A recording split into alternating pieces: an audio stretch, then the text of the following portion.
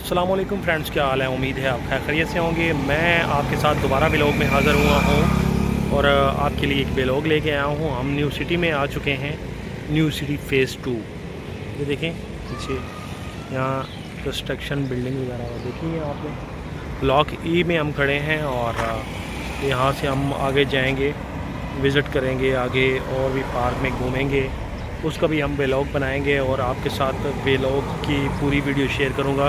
Please मेरे channel को subscribe करिएगा, बेल का आइकन दबाएं ताकि मज़ीद आने वाली वीडियो हम आपके साथ बनाते रहें और शेयर करते रहें। मैं व्लॉग बनाता कम हूँ क्योंकि वीडियो मेरे व्यूज़ कम आते हैं, तो आप कोशिश किया करें मेरे व्लॉग को लाजमी फॉलो किया करें और लाइक कमेंट किया करें लाजमी, या शेयर भी कर दिया करें। तो हम चलते हैं आगे, ठीक है, पार्क में फिर आपके साथ विज़िट करते हैं।